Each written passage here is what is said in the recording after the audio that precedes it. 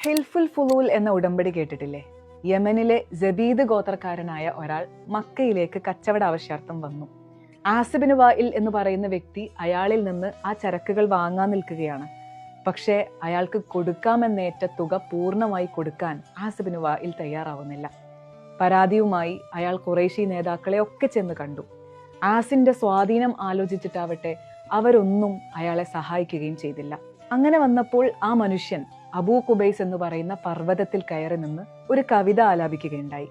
ദൂരെ നിന്ന് വന്ന ഒരാളെ ആക്രമിക്കുന്ന നാടാണോ ഇത്? ഇവിടെ മനുഷ്യത്വമുള്ളവർ ആരുമില്ലേ എന്നൊക്കെയായിരുന്നു അതിന്റെ സാരം. അയാളുടെ പരിഭവം നിറഞ്ഞ കവിത ആദ്യമായി എത്തിയത് നബി സല്ലല്ലാഹു അലൈഹി വസല്ലമയുടെ അമ്മാവന്മാരിൽ ഒരാളായ, പ്രവാചകത്വത്തിന് മുമ്പ് മരണപ്പെടുകയും ചെയ്തിട്ടുള്ള സുബൈർ ഇബ്നു അബ്ദുൽ മുത്തലിബിന്റെ കാതുകളിലായിരുന്നു.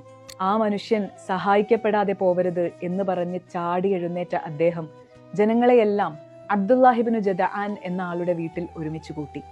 മക്കയിൽ ഒരാൾ പോലും ആക്രമിക്കപ്പെടരുതെന്ന് പറയുന്ന ഹിൽഫുൽ ഫുലൂൽ എന്ന ഉടമ്പടി ചെയ്യുകയും ആസിബിന് വായിലിനെ കൊണ്ട് അയാളുടെ തുക മുഴുവനായും നൽകിക്കുകയും ചെയ്തു.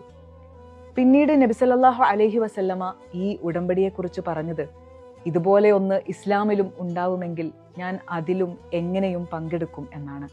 അഥവാ അമുസ്ലിങ്ങളായ ഒരു സംഘം ആക്രമിക്കപ്പെട്ടവന്റെയോ അശരണരുടെ